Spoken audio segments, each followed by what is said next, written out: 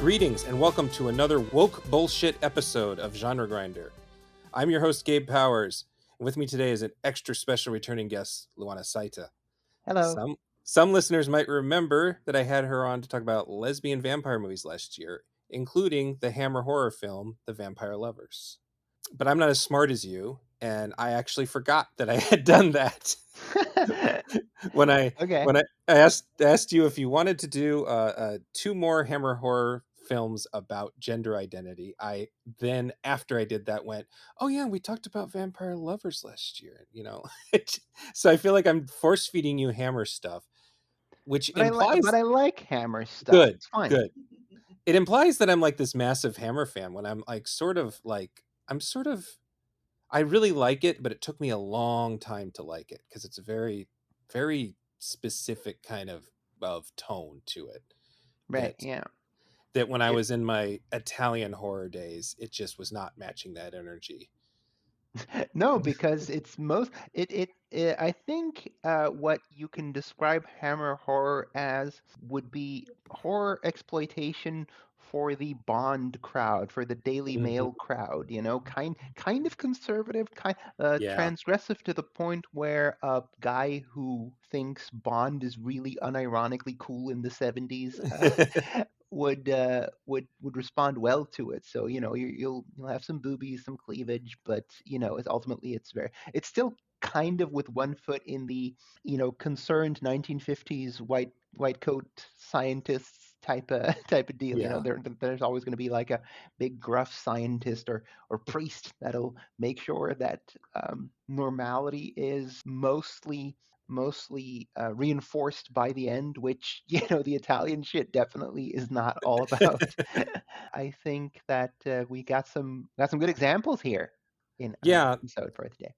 Well, basically, the story behind this goes that I, during COVID lockdown, I bought both of these movies. I just had gotten some Hammer movies on Blu-ray because we know we were all spending money on shit we didn't need during COVID. Mm-hmm. And I watched these two relatively close together, and I knew that what two movies we're going to cover are Frankenstein Created Woman and Dr. Jekyll and Sister Hyde. And I knew obviously that Dr. Jekyll and Sister Hyde had a little bit of you know gender identity trans stuff going on, but Right. and then when I rewatched Frankenstein Created Woman, I was like, well, now Hammer had two of these movies and they weren't that far apart, and that's kind of weird that this relatively conservative group did this, and I should find a friend to talk with this about, but it Mm-hmm. should be a trans friend. I shouldn't talk with one of my cis male friends about this Right. this is like that we're not going to have anything interesting to say. We're just going to be guessing the whole time. I, um you know, I will. I'm of course only one voice, and yes. there are many other trans people out there. So, any trans people that might be listening, I apologize for not speaking to what perhaps might be more common trans. I don't know, orthodoxies. I don't know. I can only Yeah, speak about my own about my own experiences. So, I um, think I think age has something to do with it too. I think right, right, yeah, that young people can look at this stuff and take offense to it, and I don't blame them for that. yeah, for um sure. I'm definitely not one of those people who says like you shouldn't be offended by something, and just because I'm not personally offended by it, or I find the fact that it's offensive kind of funny a lot of the Right. time. But yeah, I mean, these are definitely, this is going to be, and I'm going to do my best not to be all I me about this particular episode. I know I have a habit of just talking to fit anytime there's silence, I just start talking about myself. Yeah. So um I'll try and preempt that. I'll try and yeah. be as aggressive as possible. I don't know. I think it's an only child syndrome. I think it's being an Oh, only you're an child only and being, child. Right. yeah. Well, I'm not anymore. My dad got married and had a kid much. So I have a half brother who's considerably younger. He's just turned 22, I think. So he's like Okay. 23 years younger than I am. So I still I grew up an only child, and I think that I had a way of like, I need to talk because I'm in the room with a bunch of grown-ups, and so I'm just going to yammer, and I don't think I ever outgrew it. Uh-huh. So Yeah. I don't mean to be rude when I do that. I think I do that to I think people who listen to the podcast, especially if I'm speaking with women, it sounds like I'm speaking over them, and it's I'll do. Yeah, I did have that. To be honest, I did kind of have that in previous episodes. I was like, "Oh boy, Gabe does like to talk," and yeah, I know. okay, It's okay, it's just some yeah, it's just it's a me problem. It's probably good for podcasting in general, right, but it's not good for like interviewing or like getting someone's like real perspective on something. right, right. Okay, So, I'll do my best to be as aggressive as possible in this particular episode. but just to go opposite of what I all just said, here's what I think about Okay, do about this tell. about this whole trans horror business. Right. Um, and so I know that, and I should specify I am white, male, cis, straight. I heterosexual. I think that's been clear on other podcasts, but in case it's not, I'm monogamous to a fault. I am just the most boring person, gender and sexuality wise. But I do have a lot of queer friends, and a lot of them are horror fans, and I enjoy that they enjoy finding representation where they can find it, Right, right, and I know that that means that they often identify with villains and really negative stereotypes. right. There's whole books on this. There's a cool Shutter documentary that our friend Phil co-produced. Hmm, If you hmm. want, yeah, queer horror stuff. And so I know the thing I really like about trans movie fans, but especially horror or sci-fi or other genre stuff, is that you go to Letterbox and a lot of them will have like a list of their. I think I'm taking this word from you actually. Trans canon. I can't remember if it was I you. do, in fact, have a letterbox list that Yeah, is called Transcan. so Yes. I'm taking your word trans canon, but I've seen other people with these sort of lists of movies that like to them are the trans canon. And Hmm. like I should say like one of them I feel so stupid for not getting is Battle Angel Alita was on a bunch of the lists, and I Right, was like, right. what is it about that movie? And then I was like, oh shit, everything about that movie. And then I was like, oh, I hope they make a sequel, because I don't know if you've ever read that comic, but there is a semi-regular, explicitly trans character that pops up later in Oh, the that's cool. series. It's a female to male cyborg, Hmm, hmm. and there's whole like discussions about, do you miss your boobs? No, and that kind of stuff. And so it'd be really nice if they make a sequel and actually have that character show up. But anyway, I can relate to this as a straight cis man, because I regularly relate to the other straight cis male villains in movies. Travis Right, right. Bickle, Alex from Clockwork Orange, Dirty Harry, the guy, the guy from American Psycho. I can't Patrick Bale Bateman. Bateman, Thanos, of course, famous.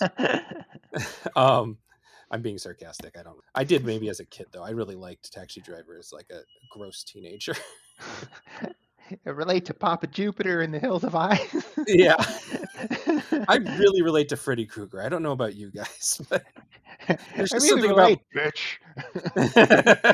there's something about murdering children in their sleep that, just speaks to me. But so like the idea behind this podcast was there's these two movies that I just thought it was really cool, were in a lot of ways, the first one in particular, accidentally kind of land upon all these things, and trying to decide how these people did this. And so originally I looked at lists of other horror movies with trans characters, and I wanted to do older movies. It's just what I usually like to do. I don't like to cover newer movies, and I know there are a lot of newer movies about with horror movies with just happen to have trans characters in them, which is probably the best representation you can get. Is like Right. Evil Dead Rise had just a trans character, and that there was no big Oh deal yeah, made I out of it. forgot it had a trans boy in it. Yeah. Yeah, so I wanted to go pre 90s. And I was very disappointed, because not only did these movies not really relate to what was happening in the two Hammer movies, but most of them are just sort of ripping off or paying homage to Psycho. Right, right, right, It's really just a bunch of cross-dressing right, or explicitly trans killers who have been driven crazy by very negative things like being jealous of women or whatever, right, right, right. which is, you know, that's patently untrue stereotype, and to trans people are more likely to be murdered than be murderers, Right, and right. it's also boring from a storytelling standpoint and from a podcasting standpoint. That's boring, Mhm, just mhm. film after film with trans murderers. So, Right. and I always thought, I'm just filling time here, but I always thought that You don't Hitch, need to fill time. You yeah, don't yeah. need to do that. We have enough to talk about.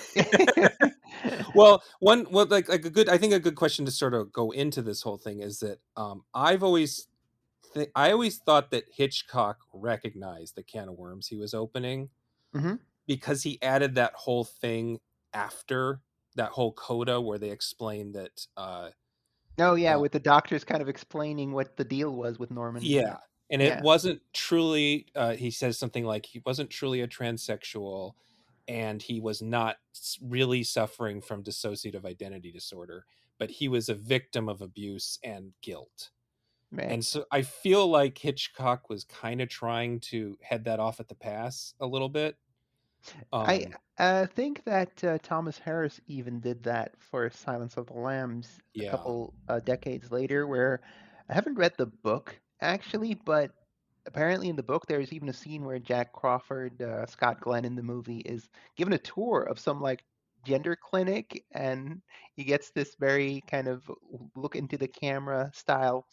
Oh, you see, the transsexual is actually very docile, so it wouldn't be Mhm. our killer probably isn't a real transsexual because they're all very nice. And Jack Crawford is like, oh, I see, like he's in a Troy McClure educational video.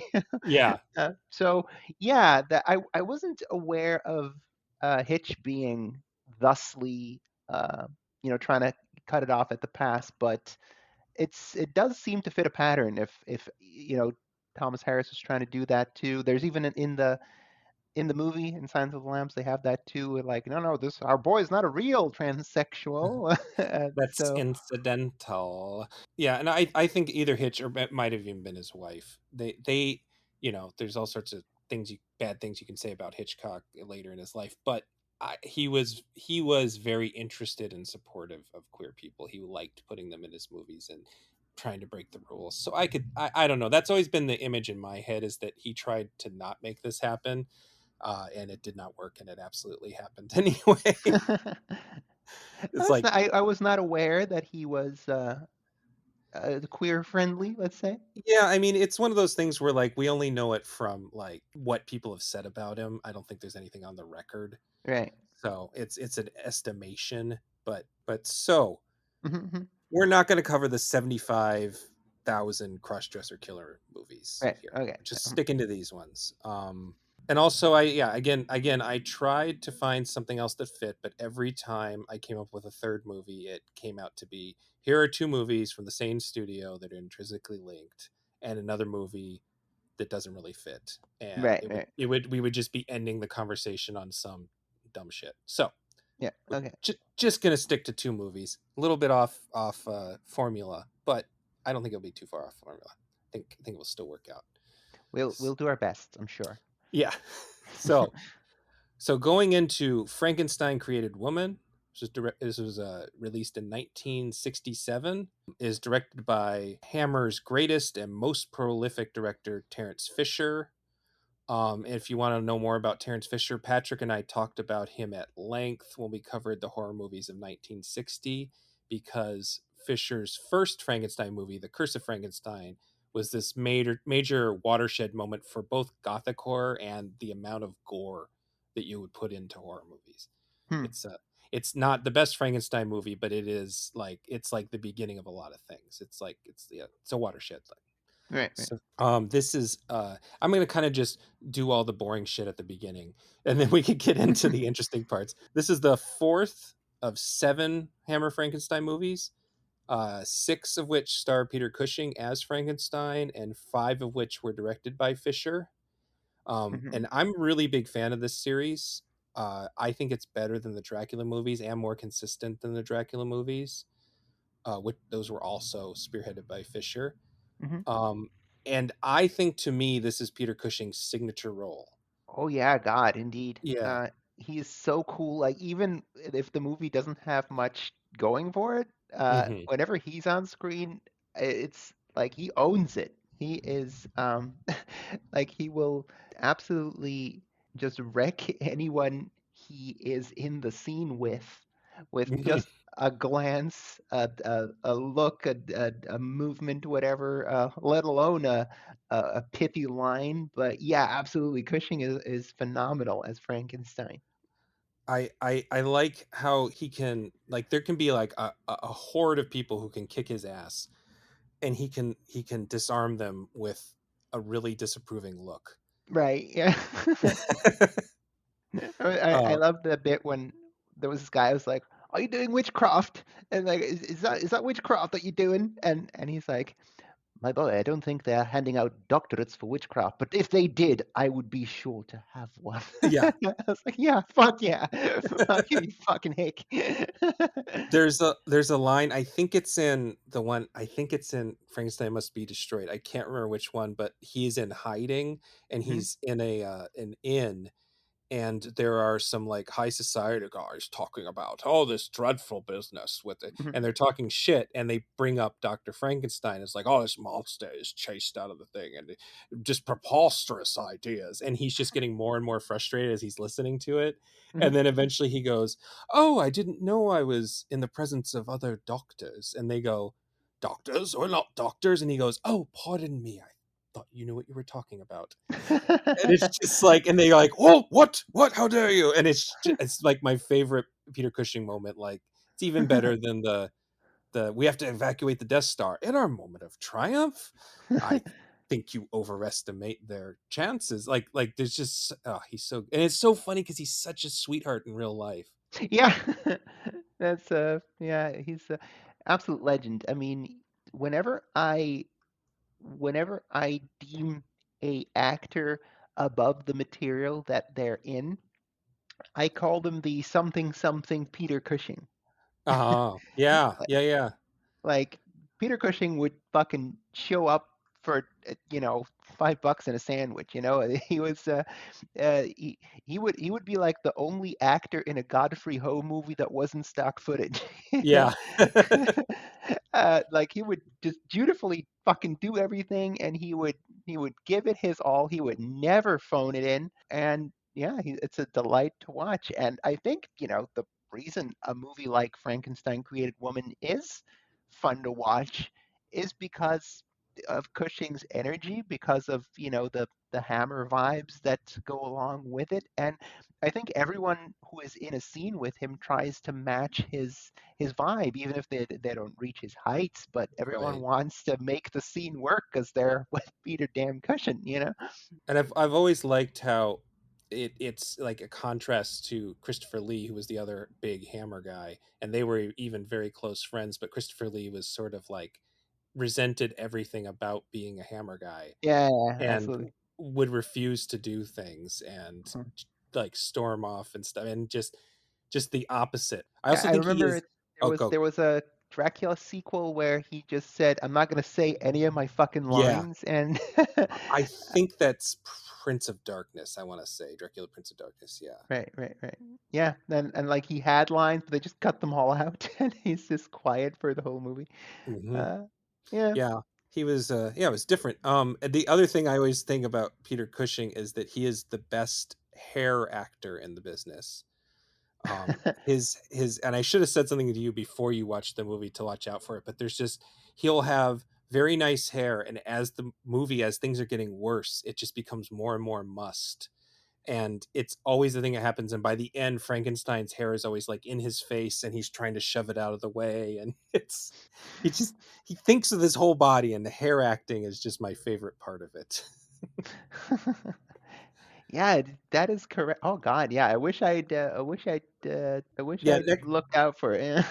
next time you watch Peter Cushing movie, especially where he's a bad guy who things go wrong for, it's just hair, just his hair is wonderful. He knows how to work his hair and his cheekbones and his voice. That's our boy Cushing. So Frankenstein Created Woman was actually shot on a lower budget because Hammer was trying to get out of, as far as I understand the things I read, they're trying to get out of the just horror thing because they thought it was on its way out, and they were spending a lot more money on these sort of cheesecake adventure movies. One Right. Million Years BC being the big one that made them a lot of money.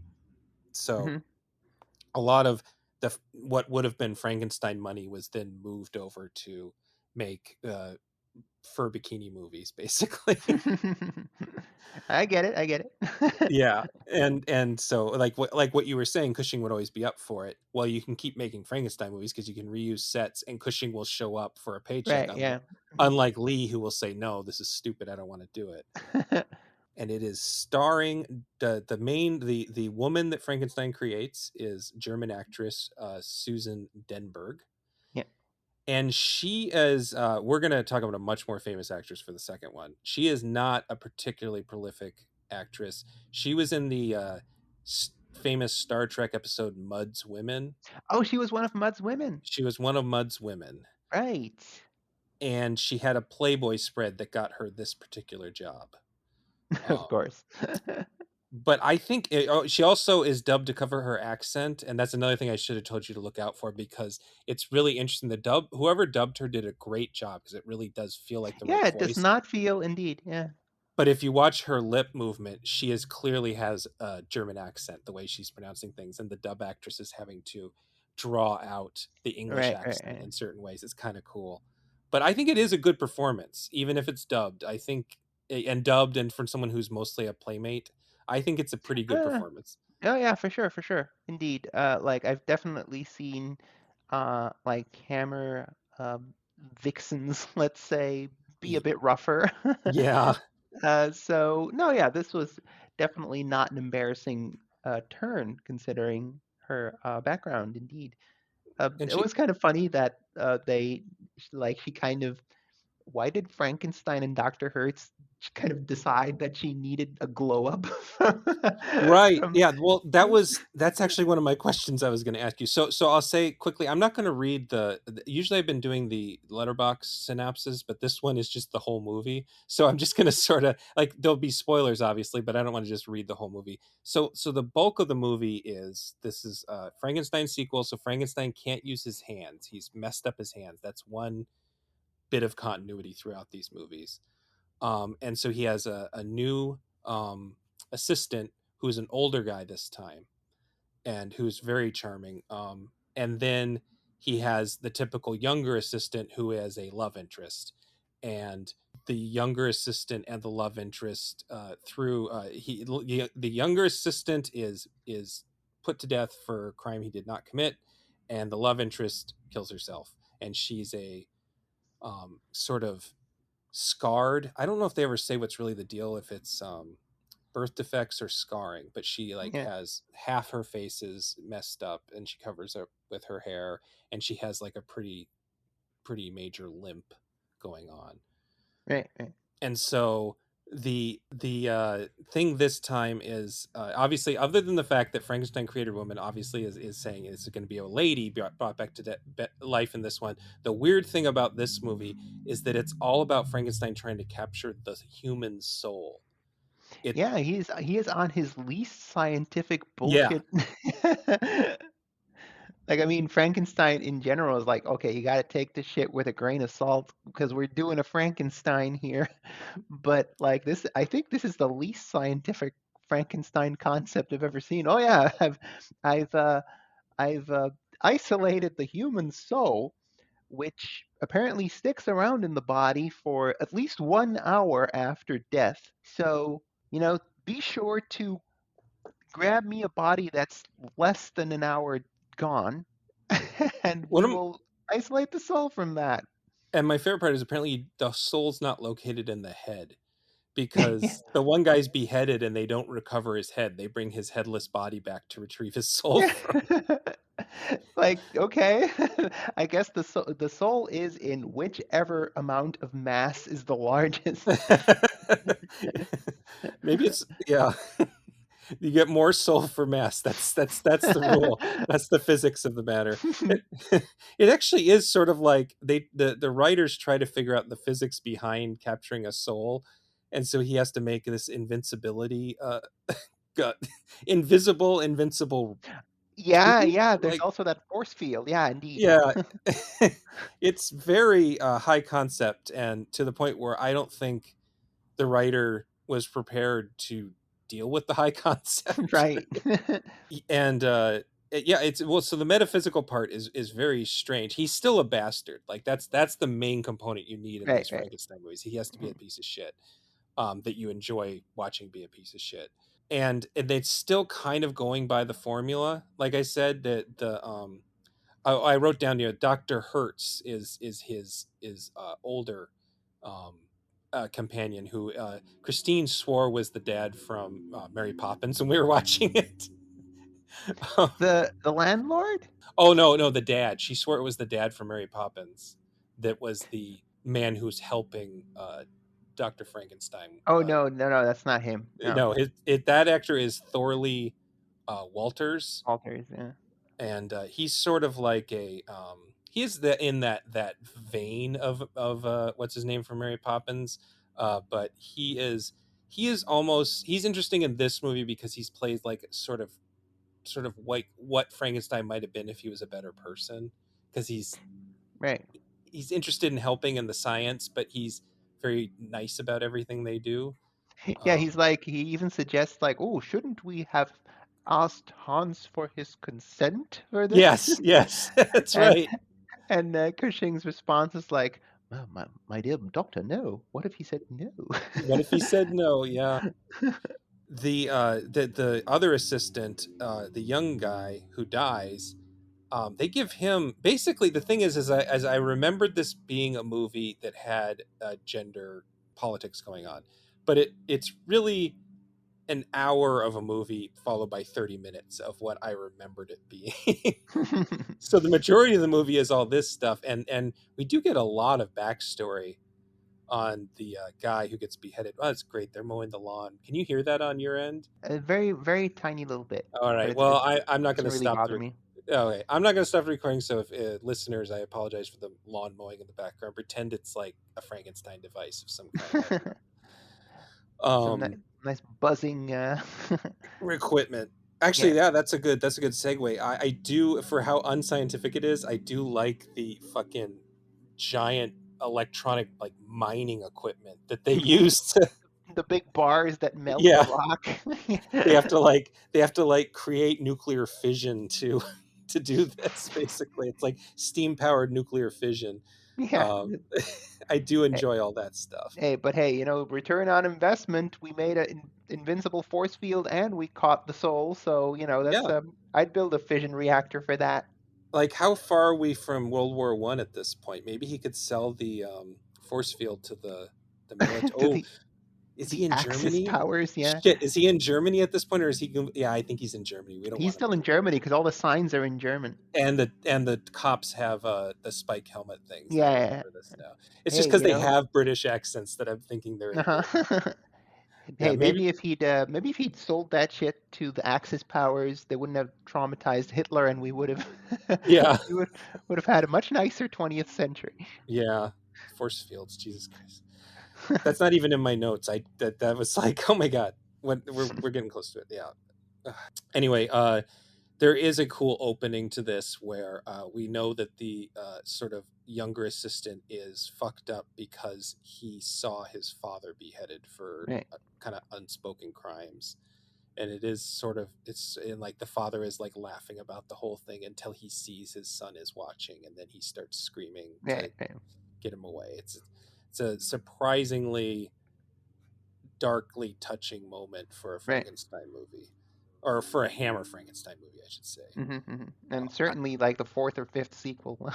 yeah, yeah, and I think that's another advantage the Frankenstein movies have over the Dracula movies, is that they are better tragedies, and that the characters Right. around Frankenstein are more interesting, hmm whereas the characters in Dracula movies are either God, that's getting loud.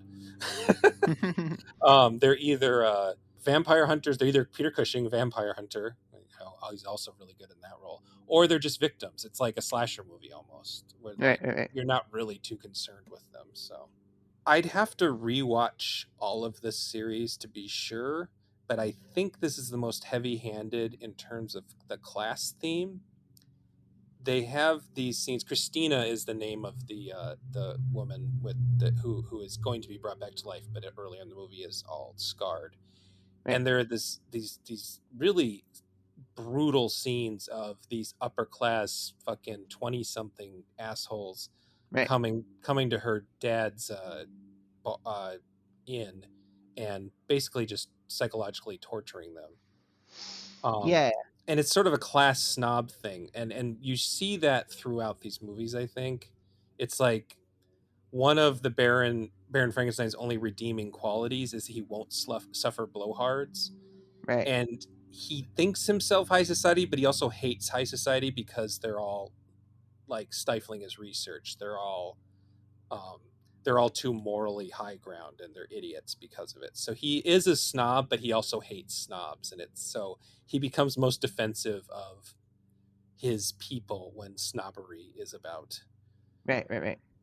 And so I think that those characters who are then later the people that are going to be hunted down and killed for revenge are just a extra strong version of this sort of upper class asshole that you see in some of these Frankenstein movies. They're kind of class switched Clockwork Orange guys. Like Yeah, they're, yeah, they're it's just true.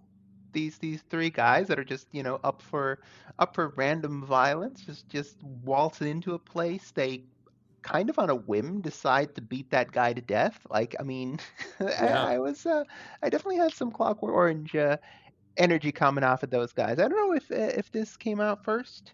I it think did it was come out first, right, 67 versus 71. The book had been written, I bet, but I right, don't know right, if they would have. I think that the movie was just had such an impact on Britain in particular. right. That, um, but yeah, no, they kind of came to that on their own, I think. Hmm. Yeah, Um, no, it's indeed, and like that, these are very much slasher movie assholes that you can't wait to see get got. yeah, yeah. I mean, the scene where they're being mean to her is just awful. It's like worse than murder scenes because they're just being these pricks and they're pretending they're being sarcastic about everything and they're pretending to be nice and uh, At one point, they're like singing at her window. yeah, Like they're making this horrible like teasing song about her, and like it's like full on like nursery rhyme or whatever. It yeah, actually rhymes, and I was like, Jesus, these assholes have put so much effort into this. Like they y- actually wrote a fucking battle roast yeah, for, for this poor fucking deformed girl that works at the inn. Like Jesus. I yeah, mean, considering what assholes they are, I feel that the comeuppance could have been even more grand guignol, you know? yeah. Like Well, sorry. oh no, I was going to say I'll get into that later, but I do think that is one of this movie's failings is that it's actually not very violent at all. Right, right, right, yeah. And it's made well after horror Hammer was doing gore, and they they definitely do not go full bore gore or full bore full bore nudity. There's like Yeah, considering that she almost was a none. playmate, like Yeah, you almost see her nipples at some point. I'm not sure. Like, were they it's covered? Nah. I think you do see them in like there's the scene where they're laying in bed because Yeah. the thing that's sweet about it is that Frankenstein's assistant really does love her and she loves him, Yeah, and yeah. so that adds to the tragedy then when he's because they kill the assholes kill the innkeeper and he's blamed for it because he's got his father's temper and he was Yeah. heard saying I'll kill you all. Yeah. Right? It was very Like it was very like The Simpsons. I was thinking of Quimby Jr. too. Yeah, I'll I'll kill you, kill you. all of you, especially you in the jury. I'll kill you all. Yeah, it was very much like He uh, was say it, say chowder. chowder, chowder. Uh, yeah. The thing. So we're finally 50 minutes in. He gets put to death, and she jumps into the water to kill herself. Frankenstein and Hertz are immediately trying to get his soul, and then the locals just happen to bring the body, and it's like this moment where Hertz is like, oh shit, that's the name, that's, she was such a nice, and Frankenstein's, oh, a body, sweet. You just see him go, no, no, no, don't send that away, we can use that, we can use that. And so they put without, and they do kind of keep it a secret for about 10-15 minutes in the movie. It's easy enough to figure out on your own, but they bring her back to life, and then like you said, they give her a glow up. And I was trying to figure out in my cis het way, does that somehow work as a trans allegory, a modern trans allegory, that she gets a glow up when she's brought back to life? But I couldn't make it work. I couldn't make because she's brought back to life with a man's soul. So I don't know. Oh, I don't know how to work it. okay, so I'll do my best here. Okay. I don't think this movie is trans at all Okay. Yeah. because there is no sense of either gender dysphoria or gender euphoria. Hmm. There is no sense of discovery or joy or horror at finding oneself in this magically or super science uh, induced body. Right. Um, sure, she seems somewhat happier, I guess, after being resurrected, but there is no moment like Hans is in her body too, Yeah. but they are two very specifically unique individuals within that body. Like they're kind of like Eddie and Venom almost. Yeah. Where with Hans is talking to Christina, oh Christina, you know what to do, kill, kill, and occasionally you hear Hans's voice to lure the bad guys or drive them mad or whatever. There is no sense that it is Hans at the driver's seat. You know Right. what I mean? There's no um it it's almost like Christina got Frankenstein, Hans got put in there, or his soul got put in there, and she's being haunted slash commanded by Hans. Hmm. There's no sense of, yeah, in a way, maybe the fact that she got that glow up and she seems to be a little bit happier, but she is so out of control. She is so without agency post resurrection that it kind of fumbles the idea of what any transmissions there might be, you know? Yeah. So not only is it like I don't know, it's not Hans waking up in Christina's body being like, "Ooh, this fucking rocks," actually, Yeah. or Or or the other way around. Like or there's the other other way. Frankenstein movies where someone, I think it's the one before this one, guy wakes up in a body that's not his and is so distraught and freaked out that like it drives him mad. Like Exactly. That would in fact indeed be a dysphoria exactly. allegory. Exactly. Yeah. But no one seems too fucking bothered by this resurrection. Neither Hans nor Christina. Like Christina's kind of out of it. She kind of has Hmm. to, regain her footing. And she's kind of guided by both Frankenstein and Dr. Hertz. Like, oh, well, nice girl. and uh, Yeah. and she's guided by Hans in her vengeance. Yeah. Hans is completely the guy that says, "You know what to do. Let's, we gotta get vengeance." Hans is the guy at the end that says, "Well, we did it. You know what to do now. Throw yourself in the river, bitch." Check yourself in the winter. We're all done with this. And Which, even Frankenstein actually tries. It's like the most human thing Frankenstein does the whole movie. He's like, no, no, no, yeah, wait.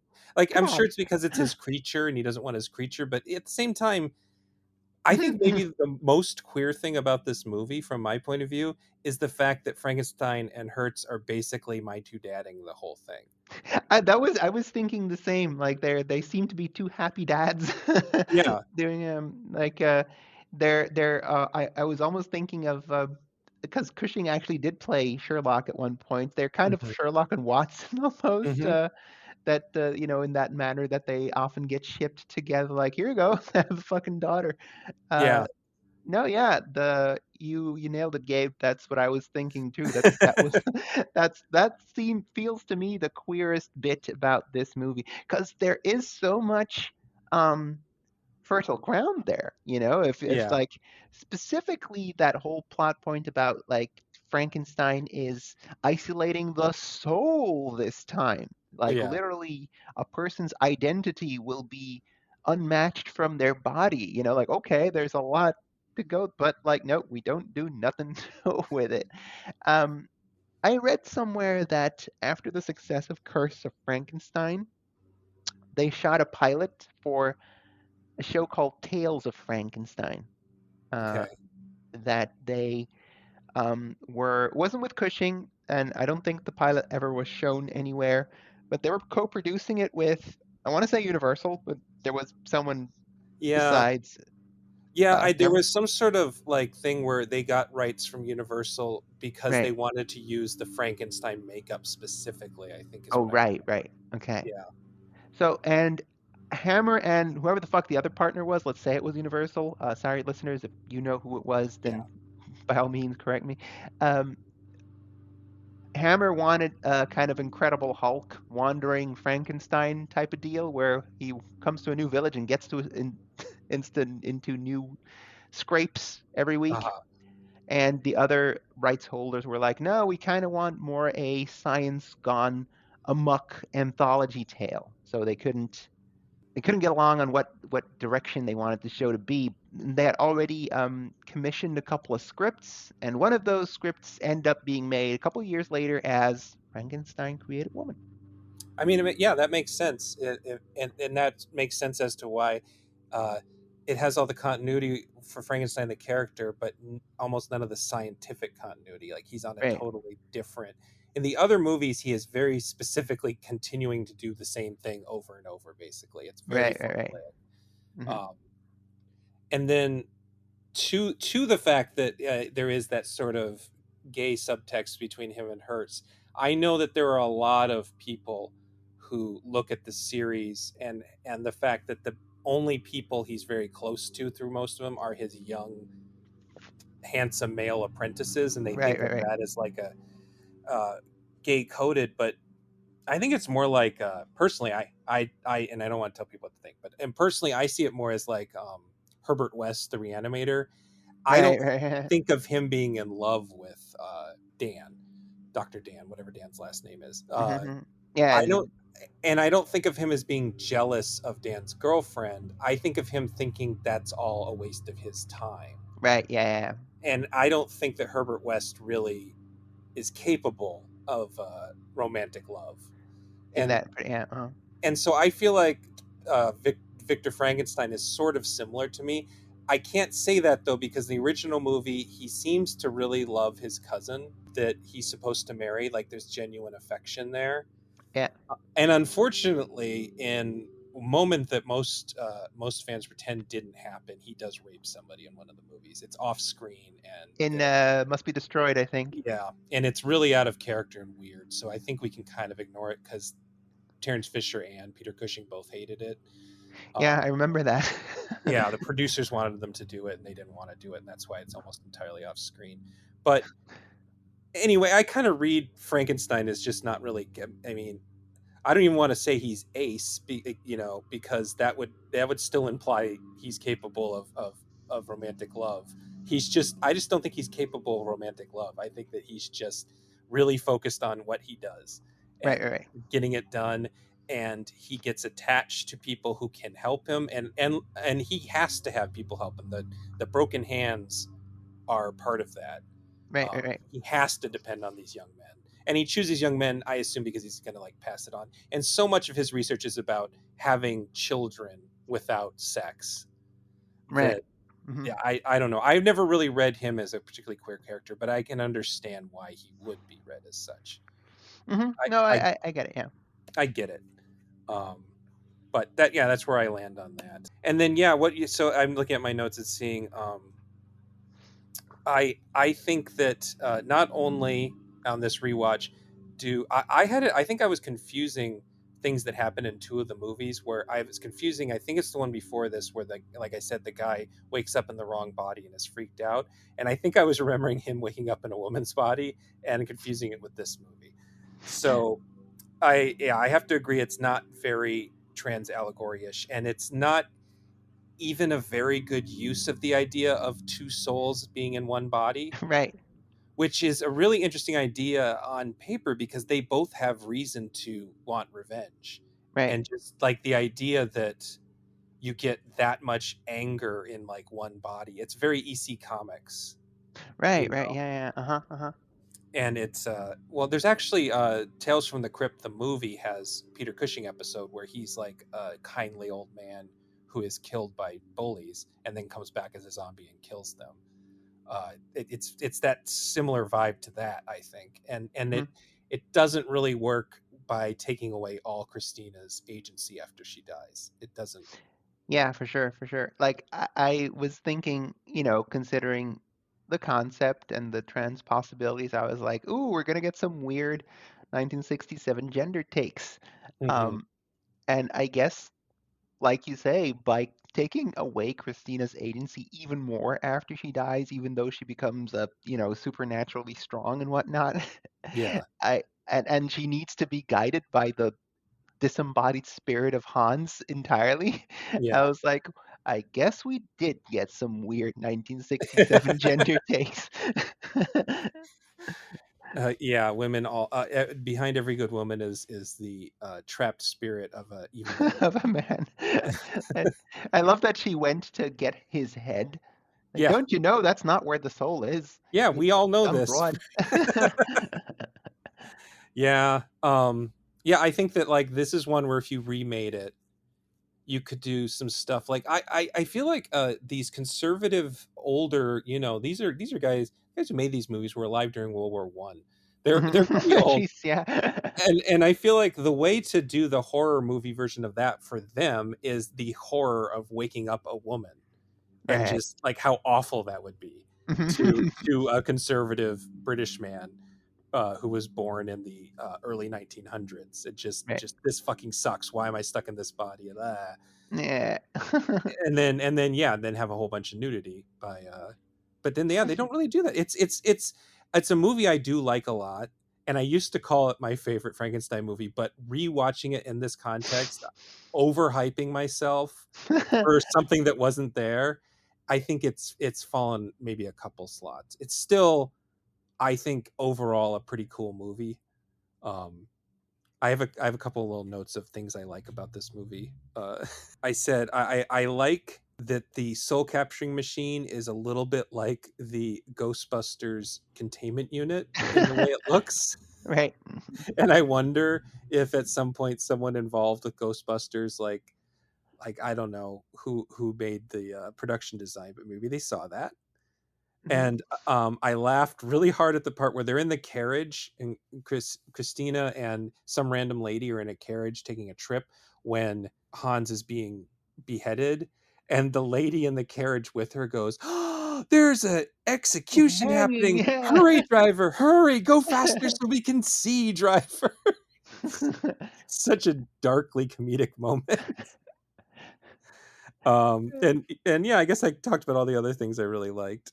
I have just a couple more suggestions for people who like are interested at the idea of female Frankenstein. There is, of course, the Bride of Frankenstein, the original, which is the first stop on queer horror is to watch Bride of Frankenstein and all the weird shit that James Whale put in there.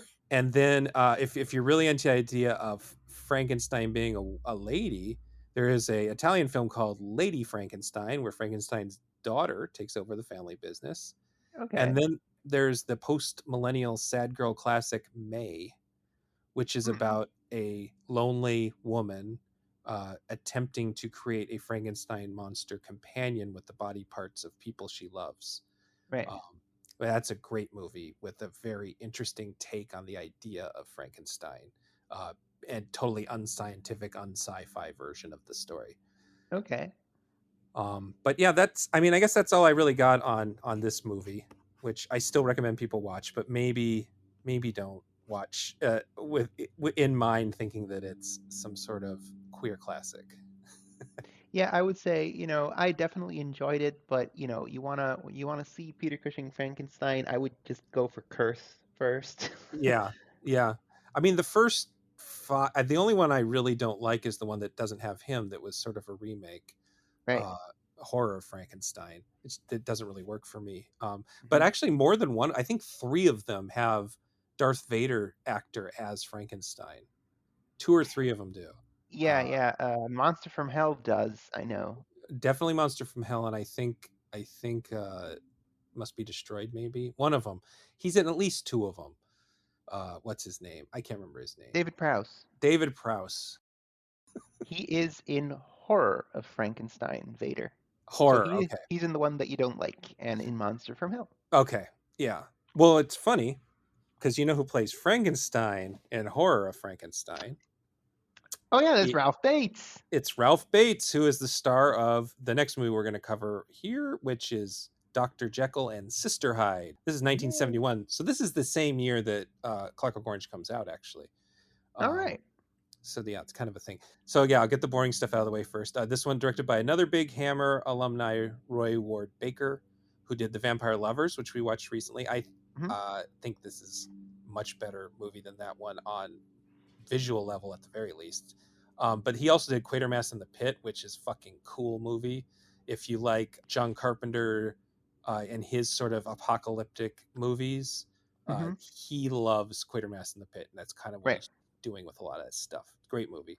And he co-directed the Shaw Brothers crossover with Chang Che, the Legend of the Seven Golden Seven Golden Vampires, Vampire. Yeah. Hmm. which is a pretty disappointing movie, honestly. If I'm 100% honest, the idea of Right. Hammer and Shaw crossing over is so cool, and I just don't think they quite got it.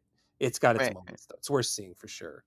It's very unfortunate they couldn't get Christopher Lee to be Dracula in that one. Hmm. Oh, so they got some jobber Dracula. Yeah, but Peter Cushing does play Van Helsing in it, and he Oh, and seriously? yeah, and he comes through. He's really good. He's probably the main highlight. That and the like production design. There's some really nice, because the vampire stuff is, they're trying to sort of Hong Kong it up, and it's got some cool stuff going on there. But it's not a particularly good kung fu movie, unfortunately. Oh, Any, anyway, Roy Ward Baker also made a couple of the Amicus horror portmanteaus, including Tales from the Crypt, which I just brought up, which I didn't actually think about. I didn't plan that. But I really like those movies, and I think those are him. I think he's more comfortable making those than the Hammer movies. I think there's something about those Amicus movies that's a little dirtier, a right, right, right. little sillier, little having a little more fun than some of the Hammer movies have. Hmm. So Dr. Jekyll and Sister Hyde is obviously based on the Robert Louis Stevenson story. But what makes this movie kind of neat outside of all the gender bending stuff is that it also is Jack the Ripper and the Yeah, Burke and Hare Dirk murders. and Hammer. Yeah. So it's like there's some review that I saw that called it like Victorian pastiche or something like that. Like it's basically all the Victorian horror stuff. Right, It's like what was that movie, Van Helsing? It's like Van Helsing before Van Helsing. right, right, It's what Universal was trying to do with the Dark Universe. right. And the plot is actually very similar to The Man Who Could Cheat Death, which is kind of the same idea minus all the sex change stuff. And that was a Terence Fisher Hammer movie from 1959. It was one of their non-franchise ones, so it's not talked about as much. And in fact, I'm not sure if I've ever seen that one. I actually counted how many I've seen, more than 50 Hammer movies, but they put out a lot of movies. Even if you're just going for the horror stuff and thriller stuff, there's a lot out there. Right, right. Hmm. And so the plot behind this one, actually, I am going to see what Letterboxd has to say about this one, because sometimes that just makes my life easier. Oh, they have the tagline here. Parents, be sure your children are sufficiently mature to witness the intimate details of this frank and revealing film. That was the tagline. I didn't know that. So the letterbox, they have written foggy in the foggy London, Dr. Jekyll experiments in a newly deceased woman to determine, uh, you know what? No, this isn't going to work. I'm not going to read that. So the idea here is Dr. Jekyll is trying to find a way to prolong life, and he's made this formula. It's very similar to the original story, and for some reason he has decided that he needs to get. I believe they say he's getting hormones from women, and I can't remember which organ he is removing to get the hormones. It's like the pituitary gland or something. They don't really do they say? I don't know if they say. They might just show taking out some weird little thing. And so he is first getting these from bodies, and then getting them by making bodies and killing people. And so all of that combined with a little bit of Jack the Ripper and a little bit of Burke and Hare, it sounds like a lot, but I think it's like the perfect amount of stuff, because if there's one thing about Hammer movies for me, it's that a lot of them take 45 minutes to an hour to get good. They're Right. really, really slow moving movies. And that's part of what kept me at an arm's length when I was younger. And I think this one, just as a movie, just has enough shit going on that it's just always fun and always entertaining, beyond the stuff we're going to talk about in a minute. Like, just as a movie, I find this one very entertaining. Right, right, right. And then it's interesting to me, at least, that the different Jack the Ripper meets Jekyll and Hyde movie was released the same year, called I, Monster, and it was starring Christopher Lee and Peter Cushing, but it was not done through Hammer. Oh, Uh, I'd never heard of that. yeah, it's not as good. But it's more just Dr. Jekyll and Mr. Hyde. For some reason, they couldn't use there was some sort of rights issue. I don't know what it was. So they called it I, Monster, Hmm. and yeah, and it was released like less than a month after this movie. And then also, right, like within a month, Hammer released The Hands of the Ripper, which is being shot at the same time, which is about the adult daughter of Jack the Ripper being possessed by her father's murderous intent. In classic Frankenstein created woman Right. manner.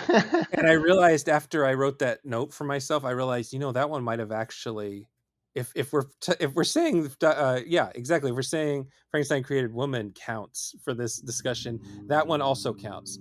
And that one Yeah. might actually count more. And maybe I should have done that one instead, because she's actually at war with the idea of being possessed by her murderous father. Right, right, So right. there's a little bit dysphoria, at least a little bit. But it's just interesting that all those came out almost all around. People were into Jack the Ripper and big time in 1971 in Britain, I guess, for whatever reason. And this was written by Brian Clemens, who also co-wrote the Disney early 80s kids horror movie A Watcher in the Woods, and the famously lambasted Highlander 2 The Quickening. Oh, that's funny. Did he Yeah. fucking write The Quickening? But he and his co-producer Albert Fennell are most famous for being two of the masterminds behind the Avengers, the British TV show, not the Marvel comic characters. Right, right, right. And he apparently took over. Like, they didn't call him showrunners back then, but he was like a particularly important character. And the Wikipedia credits him with casting Diana Rigg when Honor Blackmore left the show. Right. So if they are, yeah, that's their claim to fame. Isn't this one Hammer movie, but it's creating the Avengers, which is its own fucking fandom all its own. Hmm, hmm. And then, according to the Blu-ray extras, which I had on my British edition, Clemens pitched this movie as a joke in Mixed Company, and was later told by Hammer producer, can we come in and talk about this? And he came in, and they had already mocked up a poster. In like true Roger Corman fashion, they're like, yeah, we're going for this. So then he kind of ended up having to write and co-produce this movie that he was just telling a joke. What if Dr. Jekyll drank his formula and suddenly became a woman? And that was it. That's how bad of a joke it was, is that was that was funny to him. Just That was the that joke. that was the punchline. He's a woman now. Well, considering trans representation in most mainstream movies, that was the joke for many decades. Yeah, yeah, it's true. I'm not going to get too into this, but I do want to note that literary critics have long said that there's an undercurrent of homosexuality in the Stevenson story, Right, the original. And so it's the very least, it is the subject of Freudian analysis, is what I'll say. right.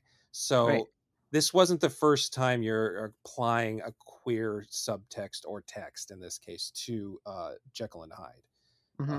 But I don't think there had ever been a version where he changed gender when he became Hyde before this. I mean, maybe there was like some like, one of those weird horror magazines or something. There's like a short story. Who knows? Right, right, yeah. The Miss Hyde, Sister Hyde. I'm sorry, I keep saying Miss Hyde. That's a different movie. Dr. Jekyll and Miss Hyde is a comedy with With the Sean Young, I think, right? yeah, Sean Young, who is in maybe the most It's transphobic. transphobic mainstream movie of my lifetime. Hit movie, at least, Ace Ventura. So I don't know if that movie is also particularly transphobic. I would assume it's mostly jokes about ooh, I'm in a sexy lady body, You're right, right. It's like kind of most wild that Sean Young is like in multiple. two. Well, yeah, exactly. Well, you know what sucks too is that apparently she's kind of gone off the deep end, so I wouldn't be surprised if she's a turf or whatever. Oh, yeah, yeah. Like I'd heard at least anti-vax or something. Yeah, I wouldn't be surprised. I'd be disappointed, but I wouldn't be surprised. Yeah, let's not look into it. That's not. Let's just pretend we don't know. I suppose you could also read a lot of trans, if you want to read some trans subtext into to Blade Runner, because people Oh yeah, yeah, sure. not knowing they're even not human, not knowing they're not robots, and that you could read it in there. She's yeah, I don't know. I'm not going to go through her whole filmography, but there's probably some more there if you really want to look for it. So Sister Hyde is played by Martine Beswick, who is a much bigger star than Susan Denberg was. She is a Bond girl, which is something that you were mentioning. Bond girls and Hammer Swing Queens. It's a real big overlap. Not Yeah, only in absolutely. not only in like the actresses who were in both, but the fact that lad mags were really into both those things. So you'd have the Hammer and the Bond pinups and stuff like Right, that. right, right. Absolutely. But she was in two Bond films as different characters in From Russia with Love and Thunderball. Hmm.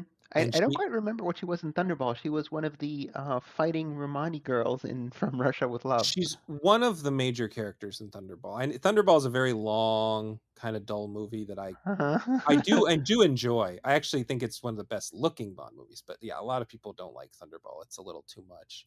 Hmm. So yeah, you can't be blamed for forgetting anything that happens in Thunderball. What, you don't like a tarpaulin being nailed to the seabed for 20 minutes? Here's that same shot of guys going staged right again, swimming stage. Here they are again. Yeah. Um, but she also played opposite Raquel Welch in 1 A Million Years BC. She was the bad girl in 1 Million Years. She's the brunette. She's the savage one. Um, and then she's in for me, just from my standpoint, she's in Damiani's top tier left wing spaghetti western, A Bullet for the General, which is, if you want to get into Zapata westerns, that is maybe the vital one, I would say. Hmm. Some subject I might cover someday on this podcast. Interesting thing. She was born in Jamaica, which I think is neat. Oh She yeah, is cool. Very Bond. yeah, exactly. Yeah. Again, the Blu-ray social features, there wasn't much going on, but there's an interview with her, and apparently she was the third choice for the role, but every other actress they Oh, picked didn't look like Ralph Bates. And that's kind of cool that because like that's the thing that I liked about the movie. Beswick looks like she might be a really well transitioned Ralph Bates. mhm, And the fact that I'm learning now that they actually went through actresses and were like, no, we actually want some resemblance with Bates. yeah. That's kind of cool that they were actively looking for that. Yeah, I mean they were much more aware of what they were, as they, it seems like as they went along they became more aware of what they were doing with Hmm. the whole, they wouldn't have used the word trans, but they we'll continue talking about this, but yeah, they were thinking about this stuff. They weren't just randomly making Christina look sexier for no reason. Right. Yeah, and Ralph Bates. So yeah, he was the Baron in the horror Frankenstein. He's in the Taste the Blood of Frankenstein, or Taste the Blood of Frankenstein, Taste the Blood of Dracula, which I think is my favorite Hammer Dracula. Right. Um, and he interesting, like little meaty behind the scenes thing. I have no verification of this, but it appears to me that he left his wife for actress Virginia Wetherill, who is one of the sex workers who gets killed, that he murdered. And she is unfortunately also the rape victim in A Clockwork Orange at during that sort of scene where the opposing gang is trying to rape somebody. No. So she played people who were killed and raped in movies, but apparently love blossomed, because yeah, according to his thing, he married her. He divorced his current wife the year after this movie came out and married her the year after that, and it just seems too coincidental to me. And then the female protagonist, who is the love interest, who is not the person he left his wife for, Susan Broderick, who plays Susan. And every time an actor plays someone with their name, I think it's because they weren't reacting to the character name. I And was thinking the exact same thing. yeah, anytime that happens, I'm like, it's like, I think it was Friends, Joey on Friends. They had to keep naming his characters. I think that's a joke on Friends. It's because he just won't react to other names, so they keep naming his characters as Joey. Joey. But she has an uncredited role in Antonioni's Blow Up. It's one of the many women who's being photographed. Mhm. But she's not got much of a career, and I don't think that she's definitely perfect for the part because she's Right, sort of lovesick upstairs. They do the whole the lodger basically, where there's this guy who is lodging in the home of this nice family with a daughter who is just entering adulthood, who is right. interested in the tenant. That's exactly what happens in Hitchcock's The Lodger, which is the point of that movie, is that everybody in the neighborhood decides that the lodger is Jack the Ripper, but he's not. So Okay. this sort of took that formula and made it, but maybe he is Jack the Ripper, basically.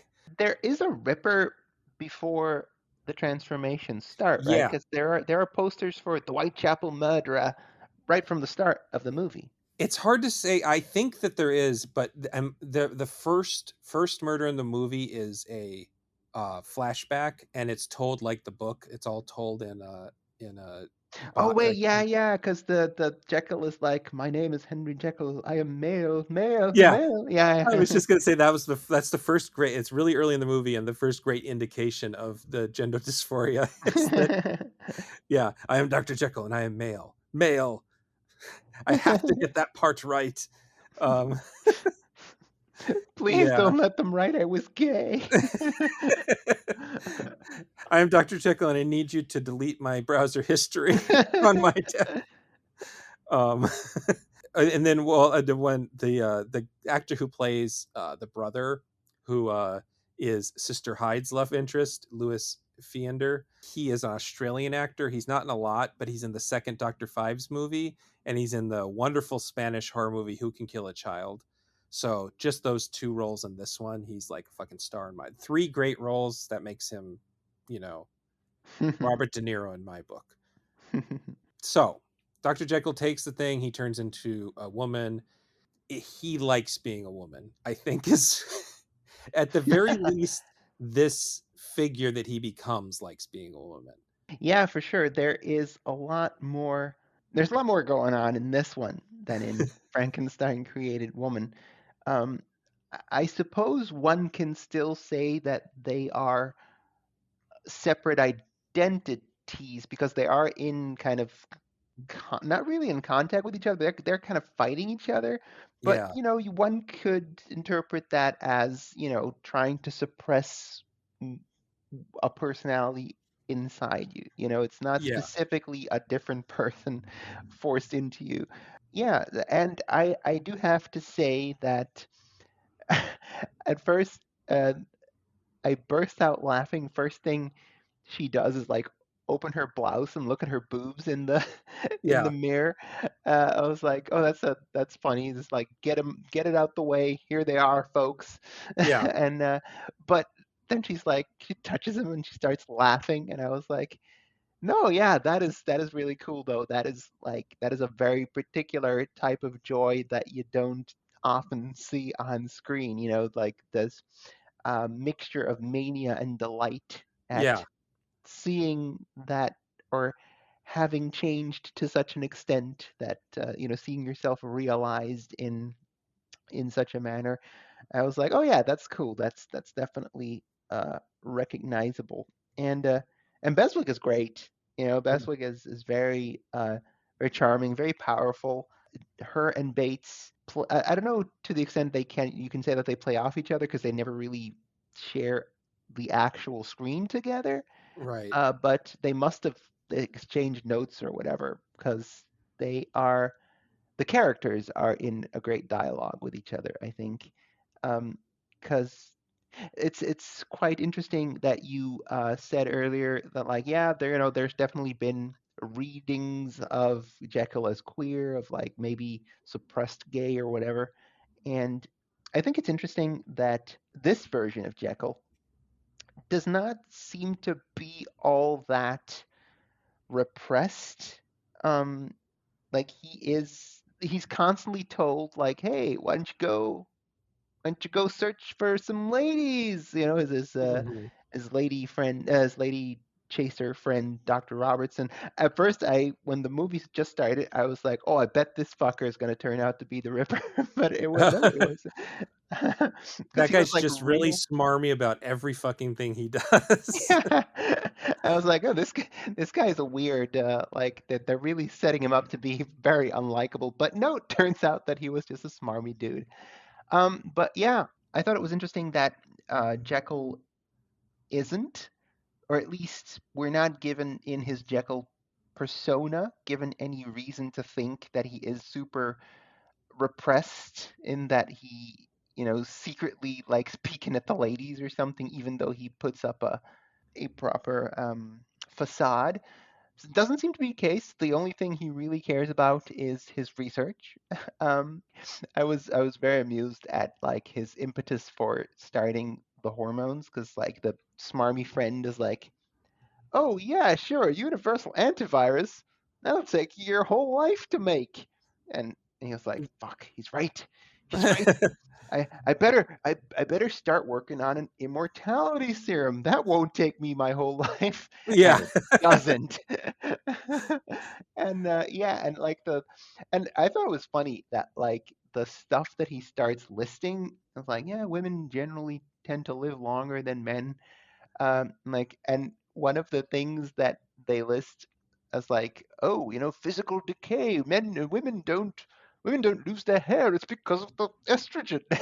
and uh, and I was like, when you start transition and you start taking estrogen, that is actually a thing that they say, that, like, if you've already lost hair, it won't grow back, but the estrogen will stop further hair loss. That is a thing Right. that they actually do say, and they amp it up for the super science. So it's like, oh yeah, look at, men lose hair and women don't. I mean, women do lose hair, of Yeah. course, not to such a great extent as men, I suppose. But I thought it was funny that that is actually a little detail that you are told when you start a gender transition to a female gender transition. They warn you the Yeah, opposite, I know from a friend who took testosterone, was warned you'll probably lose your hair, and yeah, yeah, and you'll they get did. zitty, and Yeah. you that you also will get a heavier voice, if I'm not Yeah. mistaken. Yeah, they Which did. They got it, yeah.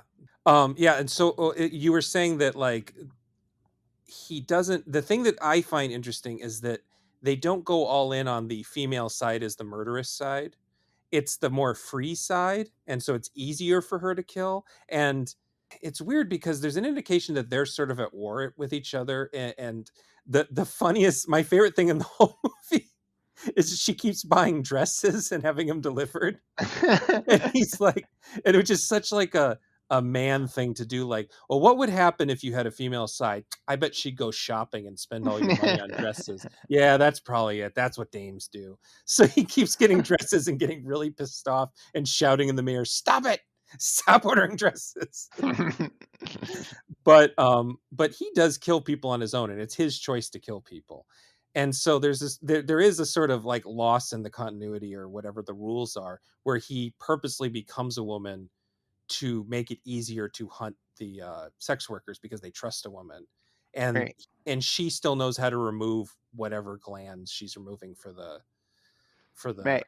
estrogen. So that part I don't really understand how that works, that she's decided to communicate with. But I do think it's interesting that she's not just like, it's like, oh, now he turns into a woman, and women, they like to murder. um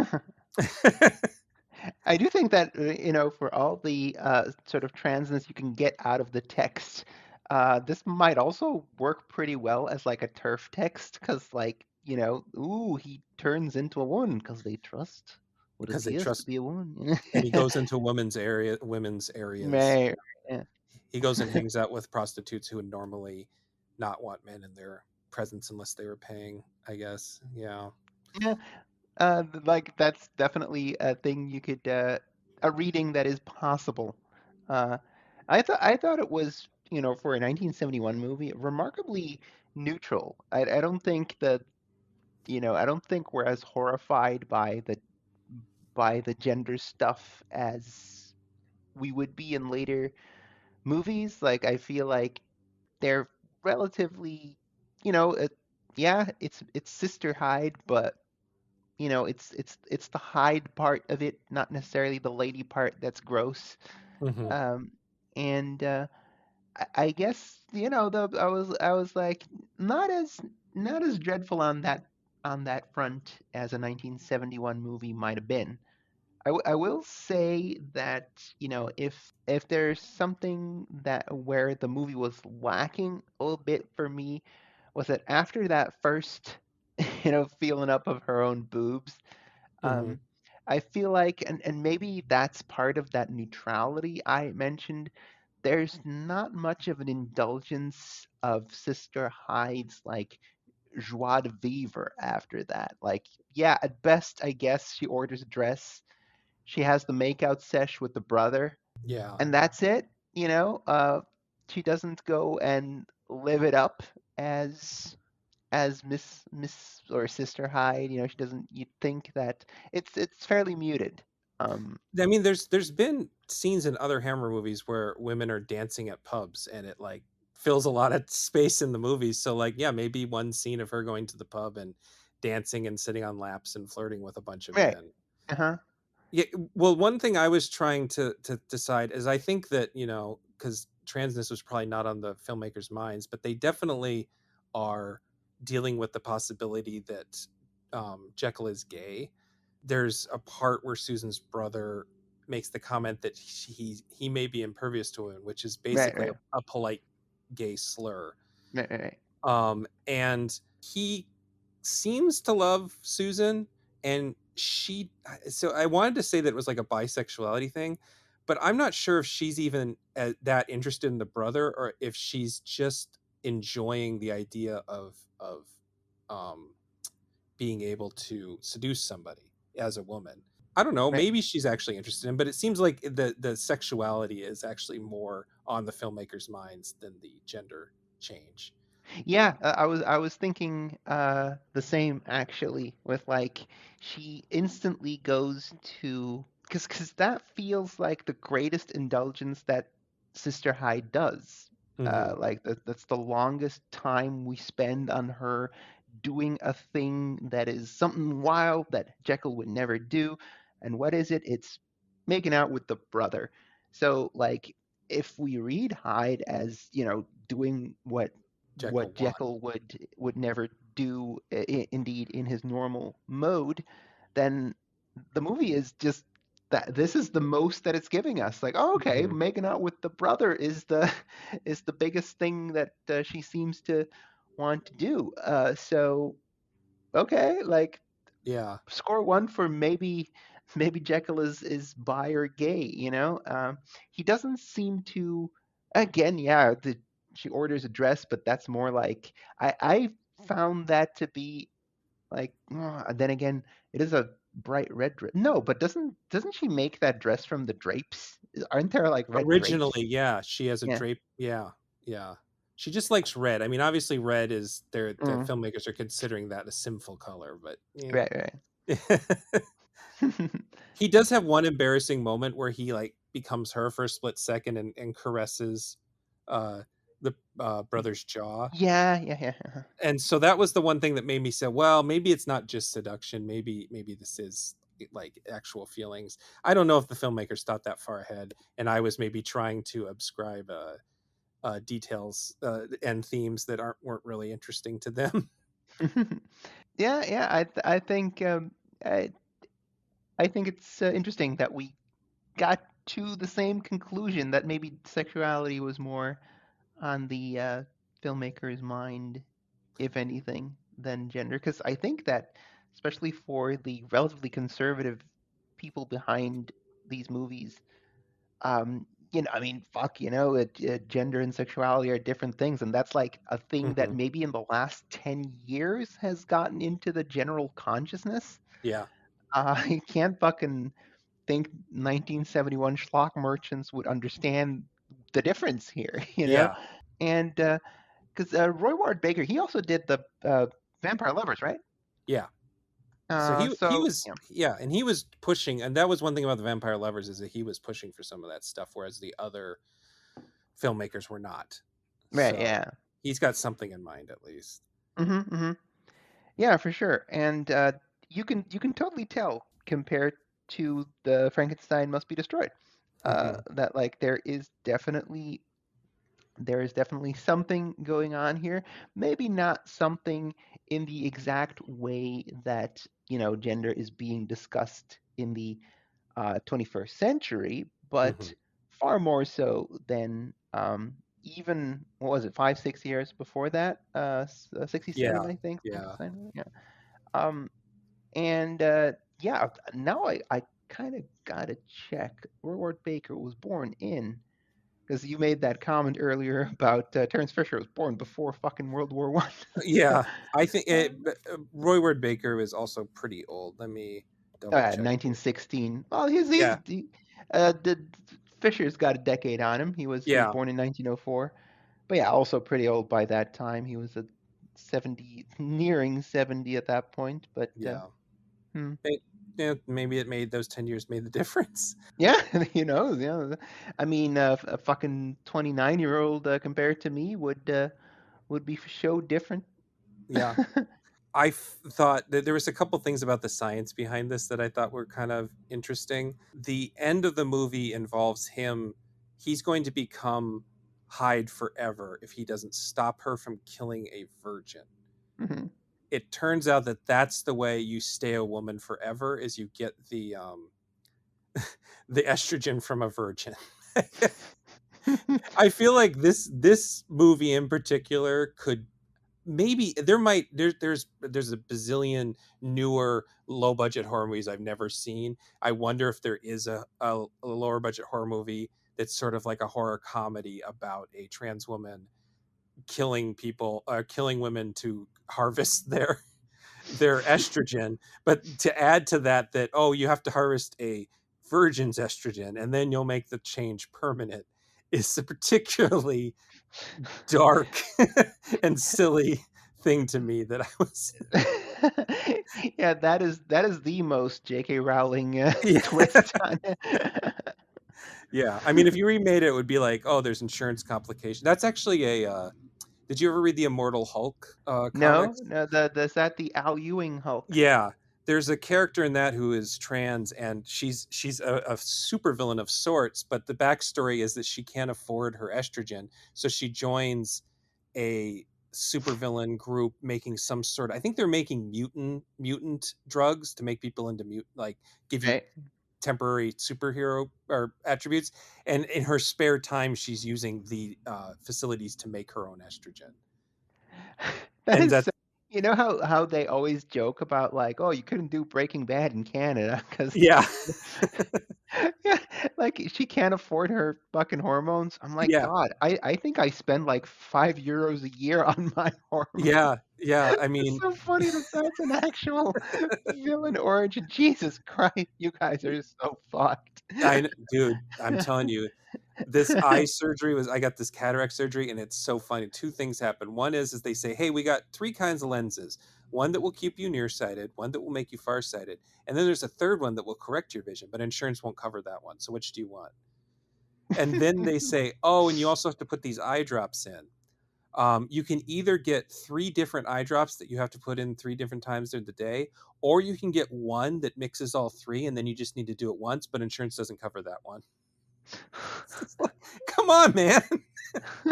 Jeez Why are Louise. you nickel and diming this shit? This is dumb. That Well, is so fucking insane. And I it's like we can every make your life slightly better, but we're not spending the money to make it definitively better. You know, we're just going to keep you from dying, but anything beyond that is going to cost you extra. That's incredible, dog. I'm so happy I live in fucking Europe. Yeah, yeah, it's fucked up, but yeah. So anyway, that that was my idea for a remake. But there's a funny thing that happens in this movie where they're trying to explain the science of why the elixir turns males to females, and we get the first inkling when he's testing on insects and the male insect lays eggs. Hmm? But that just brings up more questions because it means that they are both change their sexes and can immaculately concept babies Conceive, yeah. and just lay eggs. So like if Hyde never becomes pregnant, but if she would have sacrificed a virgin and turned permanently into a woman, would she just have babies without like Would she instantly have gotten knocked up? Like, yeah. Is there like was there like some deleted part of a subplot where like, oh, it's because they are male, they have both male and female uh organ, they can make their own babies like frogs or something. yeah, I don't like know if that certain was East African frogs. yeah. Yeah, I don't know, but I thought that was really funny that that's the way. Oh yeah, how we know it's a ladybug? Well, it laid eggs. It's like okay, and then it's like, well, where'd the eggs come from? Wait, you can't just go on with the scene. You got to explain this. I like the fact that the person who figures it out is a blind man because he isn't fooled by the change in appearance. He senses that it's the same person, but Like, then he, but then he won't tell the cops unless he can get some money out of it, and they have well, to threaten. he's hair Yeah, of Birkin hair, so yeah, he cares about about getting paid, dog. yeah. I forgot that Uh, he's hair, that he goes blind because they throw him in lime. I yeah, forgot that part. it took me a Um, second to get that though. I yeah, didn't. I There is thought. there is a '90s straight to video animated Christmas special called Santa's Christmas Crash, which features the voices of Ralph Bates, Martine Beswick, and Louis Viander. Hmm, Just this 26-minute, it looks cheap as hell, Santa special, and it's got three weird. fucking Sister Hyde actors in it. I wonder if it was recorded like all separate, or if it was one of those cases where they could record in the same studio and they got to like hang out with each other. That's what I want to have happened. That would have been so cute. And like, Yeah. oh, do you remember that gender bent Dr. Jekyll we made? Oh, Yeah, Bestwick is in her interview. She talks about how there was full frontal in the script, and she said, uh-huh. I'm not doing that. It's not Hmm. necessary." And that's how you get her butt instead. She takes off a thing, and you see her from the back, and that I was ain't like complaining. no, and that was like what they landed upon. She's like, we're not doing full frontal. I'll do chest and butt, but not not full frontal. And then like the critics that they have on the little documentary, who are all boomer critics, Hmm. are all like, I mean, I feel like if you're gonna have an excuse to show full frontal, a movie about changing gender is a better excuse than most Hammer movies. That is true, I suppose. um there's the thing I kind of got is a lot of the time Dr. Jekyll and Mr. Hyde is used as a addiction sort of Hmm. theme, and there is this sort of idea that he is addicted to being a woman and needs to keep doing it. It's Hmm. not really supported by the text, but there's something in the subtext that he just like, well, I have to go kill another person because then I have to do this thing and I have to become a woman to do that. And so I guess I just got to kill another woman to become a woman again. And this kind of, you can kind of read the addiction part into that, but like the idea of being addicted to being a woman, at least being addicted to being feeling free, I guess.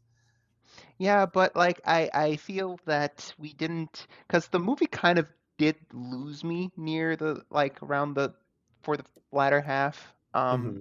because of the sort of lack of indulgence and joy on Sister Hyde's side, Yeah. and the monstrousness towards women Yeah. in the like, obviously she's only doing it to, continue to live. There's no particular reason for her to otherwise go kill women, but it does, plot wise necessitate her to mostly kill women.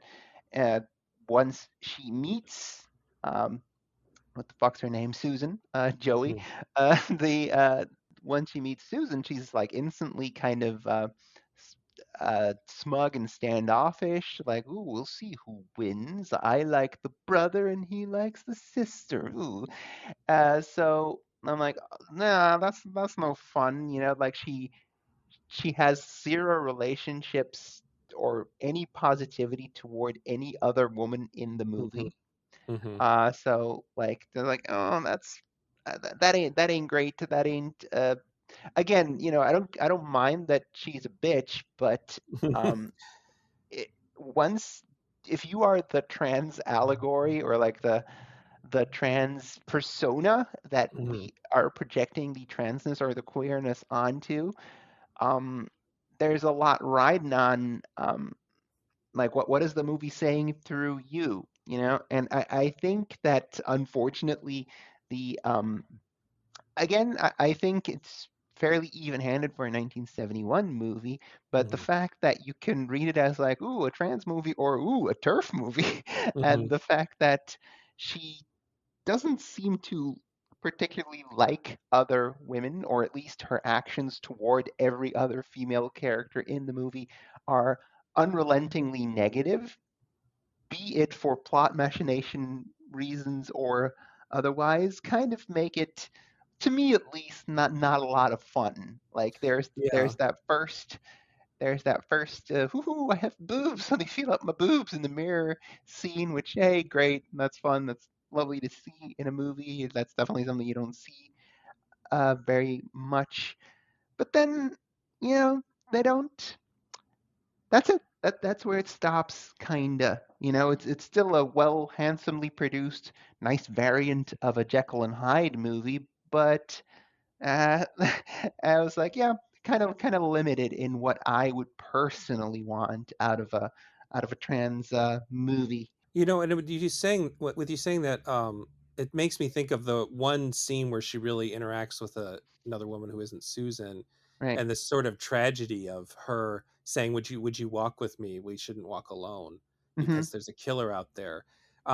The filmmakers were like, "Yeah, this is the dark tragedy that's going on." But then, like, you bring up the fact that she doesn't really have any good interactions with women, and that's the closest she gets, and it's just to bait this other Yeah, woman into exactly. Yeah. death. Yeah, that didn't even cross my mind, but yeah, that's kind of a bummer that she doesn't just go hang out with the prostitutes and then her male persona is like, we got to start. Actually, that would be really interesting if she wasn't killing them and they kept the whole two persona thing, and she was like upset about it. But I guess that wouldn't work because she has to kill a virgin to become the ultimate woman. um I've never thought the ending was, it was kind of cool that they have him running around rooftops, and it's kind of cool that when he dies he has like a half woman half man face, Right. even. But there's a lot of Hammer movies just feel like they don't know how to end, and so they Hmm. have sort of Hmm. a action scene out of nowhere. A lot of Hmm. them kind of end that way. Right. Right. Right. This was one of the cheaper ones where we'd had a burning Yeah. castle. Exactly. Yeah. I mean, I really do love the way they use the sets. That Mhm. they're clearly sets and not real locations, but they're so stylish. Something that happens early in the movie is first the opening credits are like something from Days of Our Lives or something. Yeah, I was like, this is a jaunty ass tune. Like Yeah.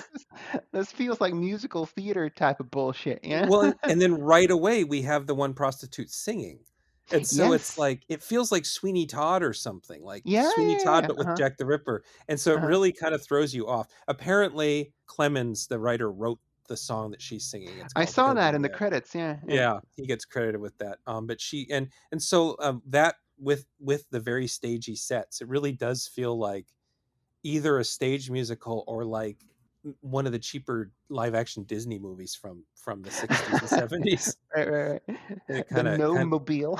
yeah, yeah, it kind of catches you off guard. It's kind of interesting. And the singing does go through the whole movie. I think that Right. that particular character survives. Yeah, yeah, It, she does. Yeah, I yeah. know. I will say the prostitutes have more personality than they do Mhm. in a lot of Jekyll and Hyde or Ripper things I've seen. Usually they're just screaming women in most violent Ripper movies, Right. which are basically just, they're all proto slashers. The Jack the Mhm. Ripper movies were very they were sort of the beginning of that formula. This movie is apparently rated PG in its original American release. That's Um, wild because there's like straight up boobs in it. yeah, and but there's also like, it's not particularly gory, but it's bloody, and there's Yeah, yeah, blood, yeah. physical blood on boobs, which got you an automatic X rating in Britain with BBFC. I know that that was, as someone who's watched all these documentaries on the video nasties, Mhm. blood on breasts was an automatic Oh, right, right. censorship. That Mhm. was an automatic nope. I don't know why, but that was like automatic nope for them. So, Right, right, right. um, and then oh yeah, so the fact that that was where I was going with this. The fact that the prostitutes have some character to them, there is also a hint of class stuff going on too. Mhm. It's very little, but there's part where Susan's mother, while they're talking, oh, there's been another murder, and Susan goes to the window, and the mother basically flat out says that's not our business. Right, And the right, right. implication is that the wealthy don't care about these prostitutes, and that Susan shouldn't care, and that she needs to focus on rich people or wealthy people things. Mhm, mhm. And I Oh, yeah. so it's another one of those things that the movie kind of hints at and doesn't really get into. But Mhm.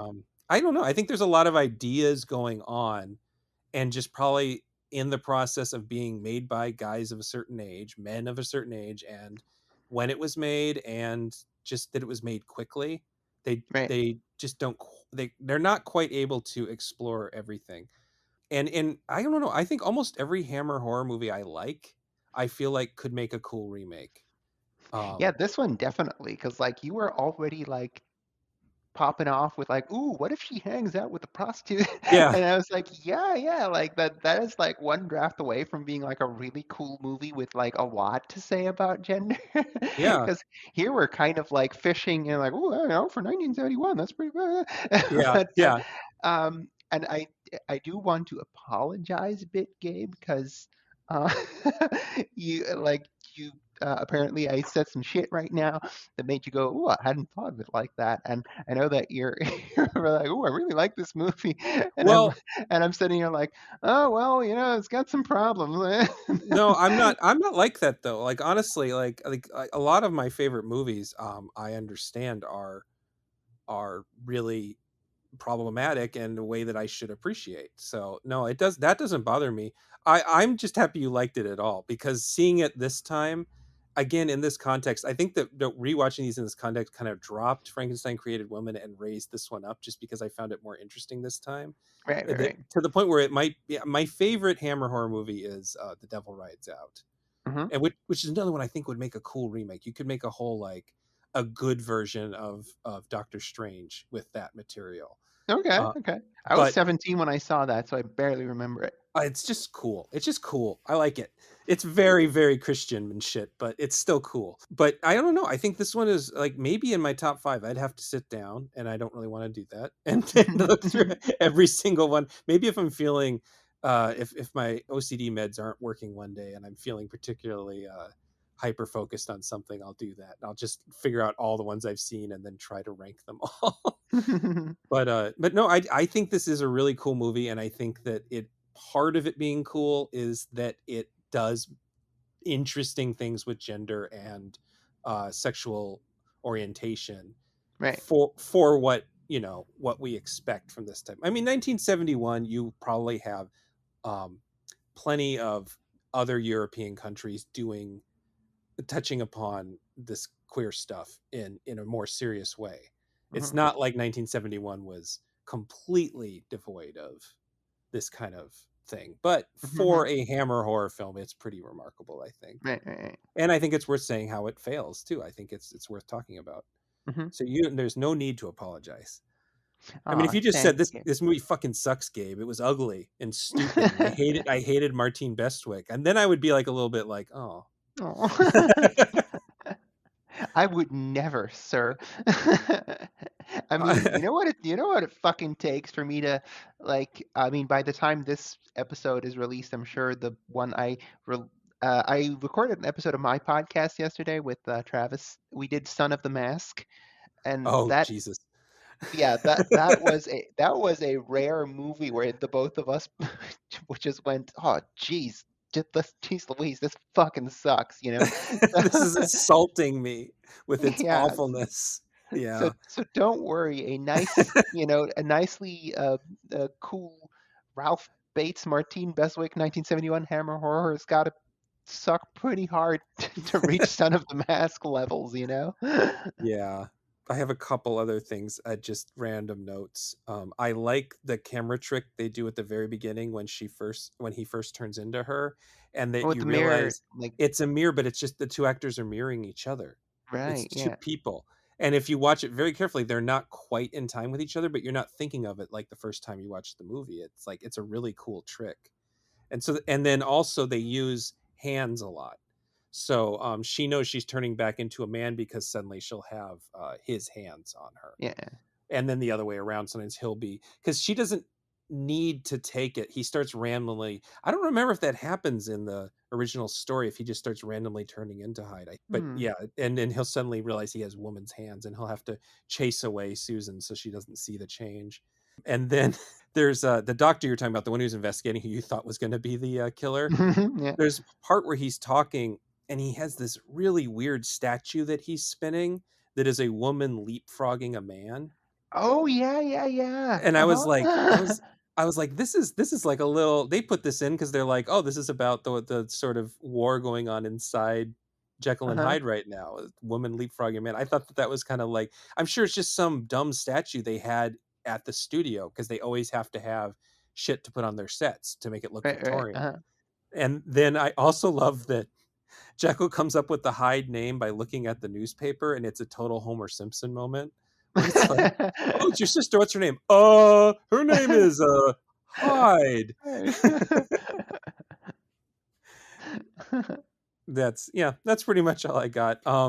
Like I said, I know that there are other newer movies that probably cover this a lot better, and I just haven't seen them.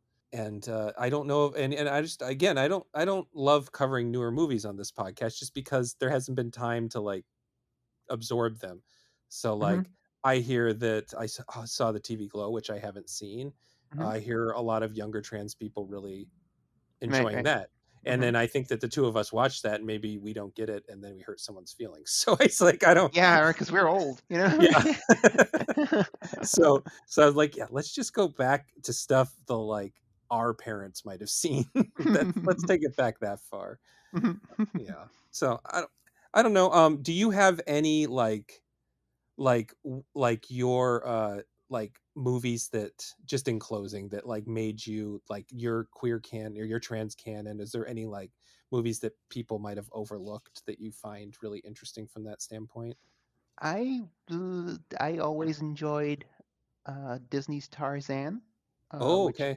is very that one was did a number on me. Didn't quite get it as a kid because I wasn't really at the closet, nor did I really understand that I was trans. But it always got me, and I think rewatching it after actually transitioning, I was like, oh shit, they do a lot with like his not belonging with the apes, and like Hmm. there's even a scene where he's like looking at himself in the reflection of a river, and he's like crying, and he's like rubbing mud on his face so that he looks more like a gorilla. And I was like, Hmm. oh shit, damn, that's some hard shit there. I remember obviously I've whined about it often enough. The Force Awakens did a lot for me. Hmm. on a very meta level because, like, the biggest thing you can hurl at The Force Awakens is that it's kind of a 2010s blockbuster version of A New Hope, but Hmm. Luke is a girl now. I, I kind of um, I kind of realized that I like The Last Jedi because it's girl Luke kind of dealing with old man Luke, Mm, and old man Luke being like, "You're up next, kid," and gracefully fading away. And I was like, "Oh fuck yeah!" I was always kind of focused on Force Awakens, but then I only recently realized that, like, maybe maybe that's a part of maybe that's part of why Last Jedi works so well on me as well. Like the male persona saying, you know, yeah. "You're up next." What else is there? That Um, I would say yeah, Tarzan is funny you mentioned that because I worked at a daycare when I was hmm, in college. So when I was right. like 19, and we Mhm. the summer program, we took kids to see Tarzan. Oh, And cute. that opening scene, I mean, it's different, it's not the same thing, but that opening scene where they tell sort of like his backstory quickly to the Phil Collins music, Yeah. I suddenly realized I was crying, and I didn't even know why. And like, Simon. yeah, there was just something about that sequence that I was like, "Oh shit, I'm crying in front of the children. I gotta clear myself up here." So yeah, maybe there's something powerful about that movie that it doesn't get credit for. Makes us realize things about ourselves that we're not ready to realize yet. Yeah, no, that is definitely a movie that always hit me. And I'll throw in a last one that maybe doesn't get mentioned very often. True Grit, the Haley Steinfeld Oh, yeah, version. the good version. Yeah. 'Cause like Haley or Maddie she goes off with Rooster on this adventure, Uh-huh. and she just completely blossoms on this adventure. She becomes a different person. She allows herself to be who she wants to be, or maybe she figures out something closer to what she wants to be. Mhm. And it's cut short so dramatically, like Rooster just, drops her off somewhere and to convalesce after the snake bite, Mhm. and she just never regains that joy because she is brought back to normal society where she has to fit in to, Mhm. whatever expectations are placed upon, her being a woman in that time and place in history. And I always felt that True Grit was a bit of a trans tragedy where someone could, or trans or queer, whatever, someone was Mhm. able to be themselves for a brief amount of time until, through no fault of their own and through no ill intent specifically of the person that their caregiver, their 'cause I guess Rooster was their caregiver for a bit, as Close enough. forced to forced to reconform for the rest of Mhm. their lives. And so I was like, oh yeah, damn, that definitely reads a certain way to me. Yeah. Well, that makes me wanna I've watched Last Jedi so many times that I don't really want to rewatch that one. But yeah, I think I'll rewatch True Grit with that in mind. Oh, cool, cool. Uh, yeah, I like that.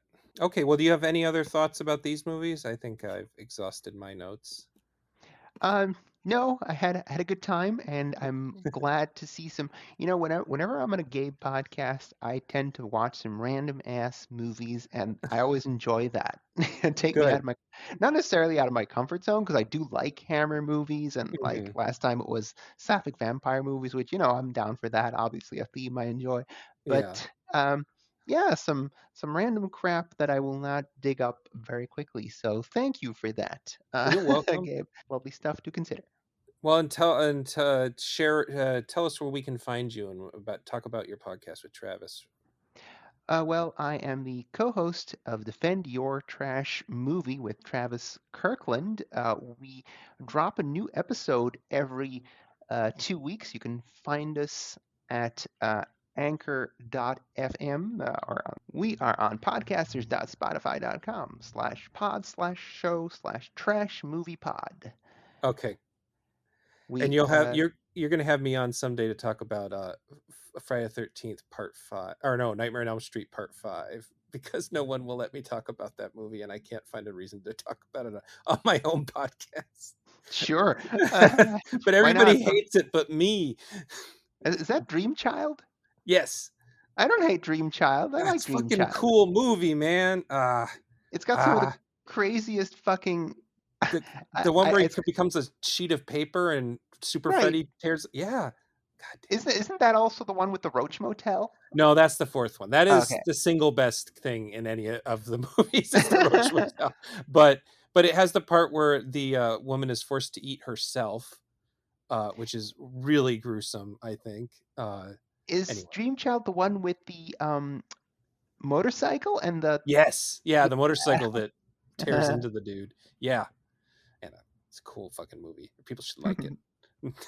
That and Alien Resurrection, but because the new Alien movie came out, I noticed all my Facebook friends rewatching the whole series and going, "This movie's not as bad as I remember it being." So I feel like maybe the tides turned on Alien Resurrection a little bit. Yay! I always liked Alien Resurrection. Yeah, I yeah. was always a Resurrection ho. Some sapphic history. I remember watching it and being very uncomfortable with how close Sigourney got with Winona there. Uh-huh. And because like, and my dad was in the room watching it with me, and I was like, "Oh boy, this is getting warm in the room It's getting a here." little steamy. I don't know if I want to watch this with my dad. Yeah. And you, as usual, everybody can find me at the Genre Grinder website, where I am still uploading reviews. And our friend Tyler Foster is also doing some reviews for me of stuff I don't feel like covering that he likes. So that's fun for me because I don't have to do it. And then I am on Blue Sky now as Gabe Powers, and I am on Instagram as Genre Grinder Gabe, and there's a Genre Grinder website, or I'm sorry, Facebook. There is technically at Genre Grinder and at Gabe M Powers on Twitter, but those are only for links these days. I am not using Twitter for anything else. And then also, I always forget to tell people, one, that we have a Patreon now, or I have a Patreon now, and that I try to upload early to there. And I really want to thank everybody who has contributed to that, because I do all of this out of pocket. And like I've said before, they are covering the cost of the website now. So I'm not doing that part out of pocket anymore. And so thank you to all of them. And also, find me on Letterboxd. I make some of these lists of the things I'm going to end up doing later on. You might find on my Letterboxd just as Gabe Powers, one word. I guess I'm on Blue Sky as well as Manila That's true. Jovovich, and Yeah. on Letterboxd as Luana 69. Luana 69. It was 42069. there was either like I just wanted to do Luana, but like Luana was taken, so I was like, whatever. It's either gonna be Luana 420 or Luana 69. Turns out 69 was the one that wasn't taken yet. Sweet. Nice. Nice. That's right. Nice. Until next time, respect everyone's preferred pronouns, even murderous people possessed by the spirits of their dead lovers. In fact, you should especially respect their pronouns now that I think about it. Goodbye. Goodbye.